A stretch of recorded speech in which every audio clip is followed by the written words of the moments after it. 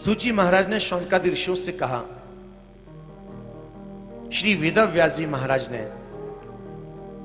वेदों के 4 भाग किए, ऋग्वेद, यजुर्वेद, सामवेद और अथर्ववेद। इतना ही नहीं, 6 शास्त्रों की रचना की, 17 पुराणों की रचना की, ब्रह्म सूत्र की रचना की, ब्रह्म सूत्र के ऊपर भाष्य भी लिखा। लेकिन इतना सब कुछ लिखने के बाद भी श्री वेदव्यास जी के मन को शांति नहीं मिली। इनका मन खिन्न है, उदास है। आप सोचिए कितना बड़ा लेखक है। बहुत पढ़ने वाले को, लिखने वाले को विद्वान तो कहा जा सकता है, लेकिन उसके जीवन में शांति है या नहीं, ये नहीं कहा जा सकता। अब क्या उपाधि दी जाए इनको है? मुझे तो लगता है इतने विद्वान हैं, इनके ऊपर तो करोड़ों करोड़ों पीएचडी और करोड़ों करोड़ों डीलिट की उपाधि न्यौछावर हो जाएंगे। राधे राधे है? जिसने वेदों के 4 भाग किए, 17 पुराणों की रचना की, ब्रह्म सूत्र की रचना की, ब्रह्म सूत्र पर भाष्य लिखा, इतना सब कुछ लिखने के बाद भी इनके मन को शांति नहीं है। वरना कबीर को यह ना कहना पड़ता, पोथी पढ़ पढ़ जगमुआ, पंडित भया न कोय, ढाई आखर प्रेम का पढ़े सो पंडित होए। विद्वान होना विषय अलग और प्रेम होना विषय अलग। विद्वान हैं, ज्ञान का भार हमारे शीश पर है, लेकिन उस ज्ञान की उपयोगिता ना तो हमारे जीवन में आ रही, ना किसी और के जीवन में आ रही। ऐसे ज्ञान का क्या औचित्य है? आज उदास हैं। सामने से संत देवर्षि नारद का आगमन हो गया। बिना संत कृपा के हृदय को शीतलता प्राप्त हो ही नहीं सकती, क्योंकि परम धन श्री प्रभु हैं और उस परम धन के स्वामी संत जन है। कोई बिना मालिक के पूछे वस्तु को यदि उठाता है, उसको क्या संज्ञा दी जाएगी? चोर कहा जाएगा ना। राधे राधे।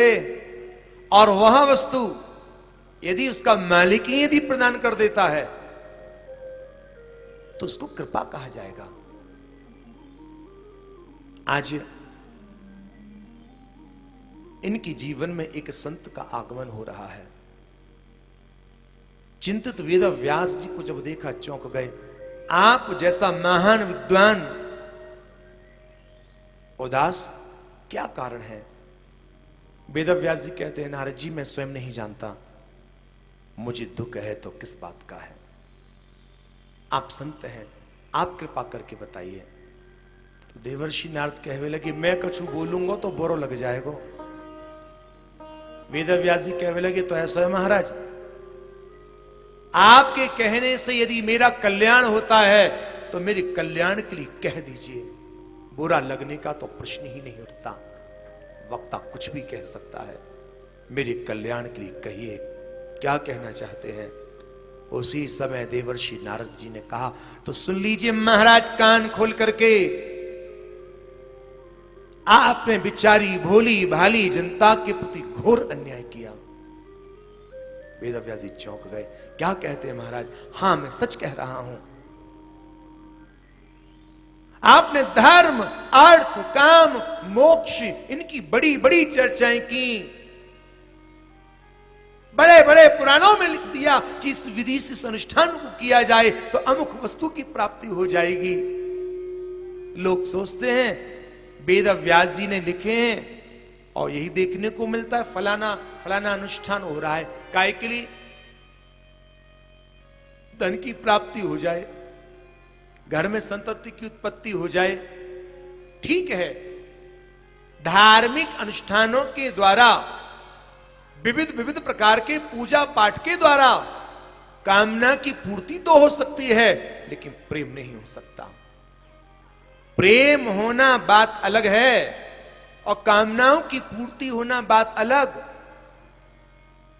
कोई आपका पहचान वाला मार्ग में मिला, पूछा, वही बहुत दिन बाद दिखाई दी, कहां से आए? अरे फलाने फलाने बाबा के दरबार में गए थे। क्यों? बोले एक मनौती मांगी थी, पूरी हो गई, दोबारा दर्शन करने गया था। प्रणाम करने के भाव से सामने वाला सुनेगा, अरे वाह, है, जब जाकी इच्छा पूरी है गई तो हमारी भी है जाएगी, मैं भी जाऊंगा।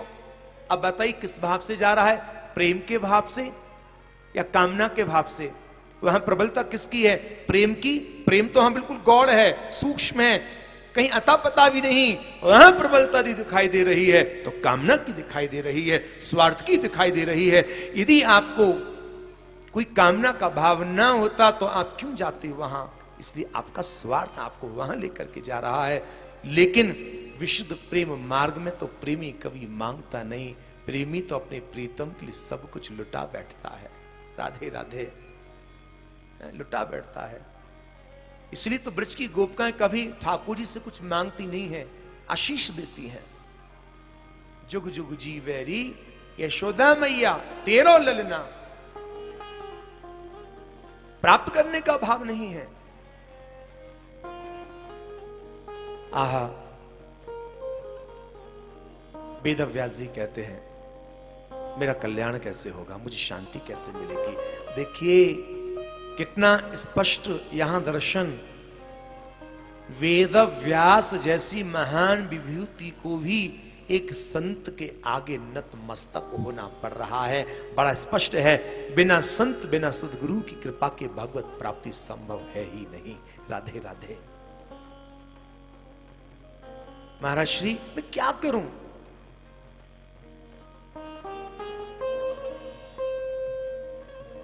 नारद जी ने कहा, आपने जिस प्रकार धर्म अर्थ काम मोक्ष की व्याख्याएं की, उसी प्रकार से कृष्ण चरित्र का गान करो। क्योंकि कृष्ण नाम लीनो नहीं, उनकी नो बड़ो ही अकाज, धर्म मृगर पाछे लगो, छाड़ो नाम ब्रजराज। धुपदास जी आगे कहते हैं 42 लीला में, सब धर्मन में भ्रमे जिने, सब धर्मन में भ्रमे जिने, युगल चरण चित लाए, जैसे दुख परदेश को घर आवेते ही जाए। अनेक अनेक धर्म हैं और साहब आजकल तो नए नए धर्मों की बाढ़ आ रही है। राधे राधे। अनेक अनेक धर्म हैं, सब धर्मन में भ्रमे जिने, युगल चरण चित लाए। युगल चरण किसके? युगल यानी हमारे प्रियालाल, क्योंकि प्रियालाल के चरणार विंदों से महाप्रभु जी कह रहे हैं, सत प्रेम सिंधु मकरंदर सौग धारा, सारा नद तस्त्रदाश्रितेषु श्री राधिके तव कदा चरणार विंदम, गोविंद जीवन धनम शिरसा वहामी। बोले हमारी श्री प्रिया जी के चरणार विंदों से प्रेम की अद्भुत अटूट रसमयी धारा सतत रूप से बरस रही है।